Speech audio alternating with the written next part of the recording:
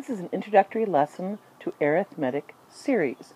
We're told in Chapter 10, Section 1, Problem 1, that there is an Uncle Zachary, and he had started an account for his niece, Aunt Angela, where he deposited some money for her college fund.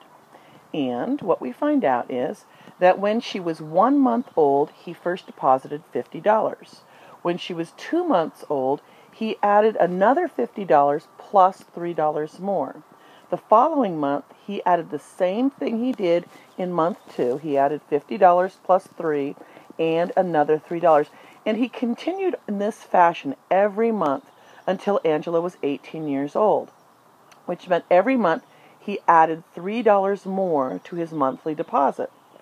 And if we look at this, that it was multiples of 3, we can see that in the first month, what he really was doing was $50 and no 3s. He did not add $3 to that, just the $50. The second month, he added $50 and 1 multiple of 3. In the third month, he added $50 plus 2 multiples of 3. Then he added $50 and 3 3s in month 4. And in month 5, it was $50 and 4 3s. So that's how we could also represent what he was doing every single month. And if we do it this way, we can see the pattern. That every month, he added 1 less multiple of 3 than the month. So in n months, so any given time during these deposits, it was $50 plus 1 less than the n times 3. And we can look at that over here and say that that means that any term can be defined this way. We can distribute the 3 and collect like terms and find out that this equals 47 plus 3n.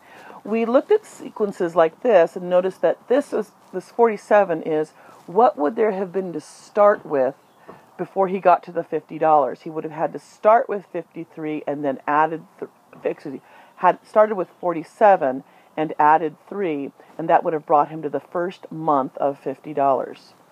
We can use that formula then to find out at any given month. So at the end of 12 months, when Angela was 1 year old, on her 1-year birthday, what Uncle Zachary deposited was 47 plus 3 times 12, so there's 12 multiples of 3, and that's a grand total of $83. So on her 1-year birthday, this is the amount he deposited. It's not the total in her account, it's just what he was putting into the account. And the last month of her 18th year, so on her 18th birthday, that's 216 months. We can figure out that he deposited on her birthday $695 that month. Now, it's nice to know what he was putting in the account each month, but what's more important is what's the balance in the account. That's what Angela would be more interested in. So we're going to look at first, just at the end of her first year, so on her first birthday, what was the balance in the account. And we can see that for the first, these are each deposit every month for her first year of life, all the way until her first birthday. And we would take the sum of all of those, and we noticed if we did that same kind of method that Gauss did, if we took the first month and add it to the 12th month, we got 133. Well, what would happen if we add the second month to the 11th month? We still get 133. And it goes on. If we added the third month to the 10th month, we got another pair that adds up to 133. And altogether, in 1 year, there's 6 pairs of additions that were $133. So to figure out 12 months, 1 year, we just do 6 times 133, and we get $798. And that would be the balance in Angela's account on her first birthday.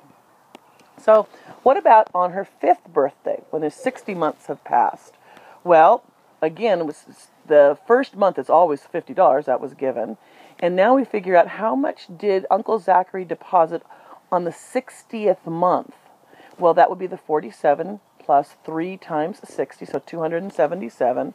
And if we add up the first and the last at the end of 5 years, the first and the last of that time period, 5 years, we get 277. And 60 months, we got to figure out how many pairs that would add up to 277, and there'd be 30 of them. And so to figure out the balance in Angela's account on her 5th birthday, There were 30 pairs at $277 that had been deposited, which is a grand total of $8,310. So that's our balance after 5 years. Well, what about on her 18th birthday at 216 months? Well, we already figured out how much Uncle Zachary deposited on month 216. So what we need to know is how many pairs, so here's 216 divided by 2, where the first month was $50. The 216th month he deposited $695. And so we can figure out that there was 108 pairs of a total of 745 for each of those pairs, and that brings the balance in her account on her 18th birthday at $80,460 for her to have for college. We've seen in this problem that every single time we've done the sum of this arithmetic sequence, that we end up just saying, well, to figure out the pairs, we take the number of months divided by 2 and add the first to the last in the sequence that we're adding up. And this is the formula for any arithmetic series. The notation for that is saying, I want to add up, so this is big S, this big S means to add up the sum of this many terms in an arithmetic sequence. So let's look at another problem which had to do with the Russian nesting dolls. And there's a lot of different things going on in this problem, but I'm kind of skipping just down to the very bottom part here where there's 20 dolls, and each doll is 1 centimeter larger or longer than the previous in diameter. The smallest doll was 5 centimeters, which means if I had 20 dolls, these are all their diameters.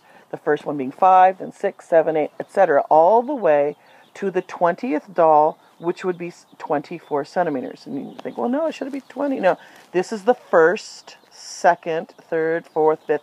And if you look at this, you'll find out that those are 20 right there.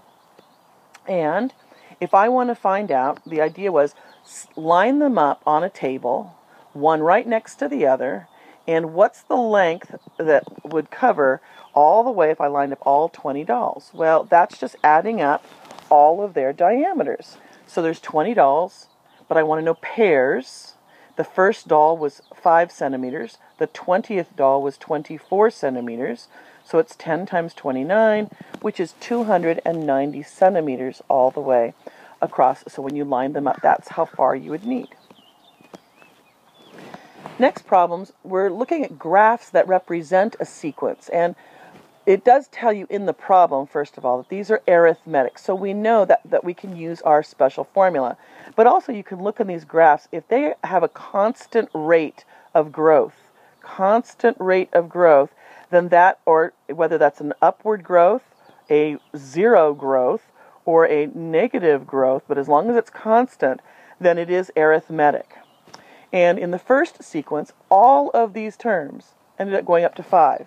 Now, we could easily just say, okay, well, if it's 5 plus 5 plus 5 plus 5, well, there's 7 5s, that's 35. But we can also check this with our formula that says if we're going to add up 7 terms, so we're going to have 7 over 2 for the pairs. The first term was 5. The last term was 5. That's 3.5 times 10, which is 35. So it works out using the formula. And this next one, it's really hard to see what each one of these terms is worth. We do know that the very first term is 4. And if you look at this carefully, the 6th term is 6.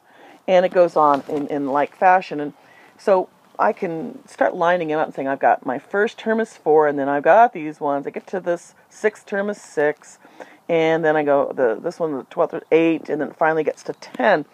And I don't know what those values are. We could figure it out. We could figure out the fractions and all that, but the real question is, do we need to? And the answer is no, we don't need to know all the values. We don't need to know all of these different terms in here. All we really need to know is that it is an arithmetic sequence. And it is, because it has a constant rate of growth. So as long as that is true, everything else is fine. And all we have to do is use that formula. So we want to add up 16 terms, 16 divided by 2. We know that the first term is 4, and the last term in the sequence is 10. And so we can add that up, and we get 112. For this next term, we see that the first term is 228. The last term is 48. There's 6 of them, so we're adding up 6. Here's the number of pairs, the sum of the first and the last. So it turns into a multiplication problem, and we have the sum of this sequence. And the last one, there's 32 terms.